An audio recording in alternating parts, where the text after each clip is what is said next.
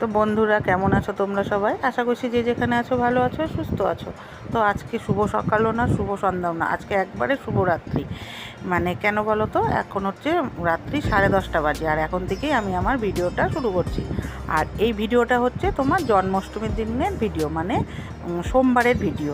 তো যাই হোক, আজকে তো মঙ্গলবার, আজকে আমি ভিডিওটা দিচ্ছি। তো এখন আমরা তিনজন মিলে বেরিয়ে পড়েছি। তো কোথায় যাচ্ছি বলো তো? এখন যাচ্ছি ইস্কন মন্দিরে, যেটা আমরা গত বছরও গিয়েছিলাম ঠিক রাত্রেবেলায়। গত বছর আমরা 11টার সময় বাড়ির থেকে বেরিয়েছি, আর এই বছর ঠিক তার আধা ঘন্টা আগে বেরিয়েছি। আর আরেকজন যাবে, সে হচ্ছে আমাদের সামনের বাড়ির ভাই।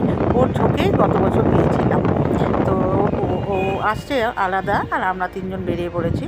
তো যাই হোক, এইবার চলে আসলাম মোটামুটি এই মন্দিরের কাছাকাছি। গাড়ি অনেকটাই দূরে রাখতে হয়, মানে এই বছরই করেছে, এতটাই ভিড় হয়ে যায় দেখে। তো যাই হোক, গাড়ি রেখে তিনজন মিলে এখন হেঁটে যাচ্ছি মন্দিরে। বেশ অনেকটাই দূরে গাড়ি রাখতে হয় বললাম যে।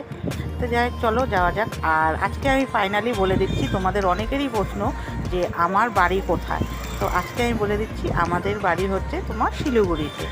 তো তোমরা অনেকেই জিজ্ঞাসা করেছিলে, ওই জন্য আমি এই ভিডিওতে বলে দিলাম।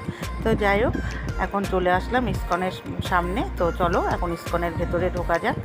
আর দুটো গেট, কিন্তু এই গেটটা সবসময় বন্ধ থাকে, এটা রাস্তার উপরে। তো তো গাড়ির জাম হয়ে যাবে দেখে, তো এই মন্দিরে তোমার জন্মাষ্টমীর দিন এই গেটটা খুলে দেয়। তো যাই হোক, এই গেটটা দিয়ে ঢুকে গেলাম। তো চলো, এই দেখো মন্দিরটা কি সুন্দর লাগছে। তো এখন ভেতরে যাই তোমাদের নিয়ে। তো তোমরা দেখতে পাচ্ছ বাইরেটা কি সুন্দর লাইট মানে লাগিয়েছে। আর বাইরেটা যখন এত সুন্দর, তো নিশ্চয়ই ভেতরটাও খুব সুন্দর হবে। তো যাব তোমাদেরকে ভেতরে নিয়ে। তো তার আগে এই দেখো বাইরেটা, এইবার এই গেটটা নতুন করেছে ফুল দিয়ে।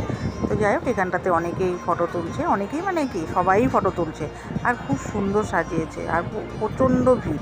তো গত বছর যখন এসেছিলাম তো এতটা ভিড় ছিল না এরকম টাইমে। তো এই বছর অনেকটাই ভিড়, আর ভিড় না হলে দেখো ভালোও লাগবে না। তো যাই হোক, তো এই দেখো মন্দিরটা।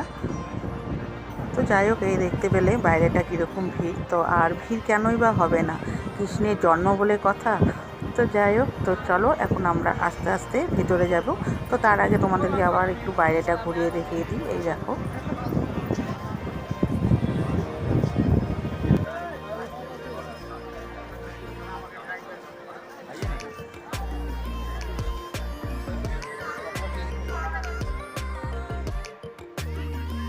তো চলো তোমাদেরকে বাইরেটা দেখিয়ে দিলাম। তো এবার যাব ফাইনালি ভেতরে। আর এই দেখো ভেতরে চলে আসলাম। তো এখনও অভিষেক করা শুরু হয়নি, আর ভেতরটা খুবই সুন্দর সাজিয়েছে, কিন্তু দাঁড়ানো খুব কঠিন হয়ে যাচ্ছিলো। কেন বলো তো, এতটাই ভিড়, মানে ক্যামেরা যে করছিলাম না, মানে খুব কষ্ট করে। তো যাই হোক, এই দেখো তোমাদেরকে অল্প ঘুরিয়ে দেখিয়ে দিচ্ছি। এই দেখো চারিদিকে শুধু ভিড়। আর এই যে মাঝখানে যেটা ব্যারিকেড দেওয়া, এখানটাতে অভিষেক হবে। আর মেন অভিষেকটা হবে তোমার এই যে উপরে রাধাকৃষ্ণের।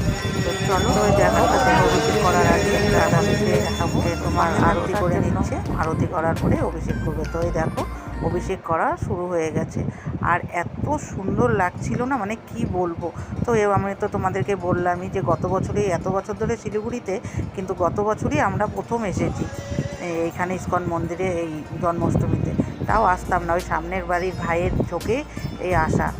তো ও মানে ও যদি জোর করে না নিয়ে আসতো, তাহলে মনে করো যে দেখাই হতো না এত সুন্দর জিনিসটা। তো যাই হোক, এই দেখো এখানটাতে সবাই বসেও আছে, কীর্তন হচ্ছে এখানটাতে। আর এখানটাতে এই যে রাধাকৃষ্ণের অভিষেক হচ্ছে। তো এখন আর বেশি কথা বলবো না, বেশি কথা বললে অভিষেকটা ভালো মতো দেখতে পারবে না। তো চলো তোমরা অভিষেকটা দেখো।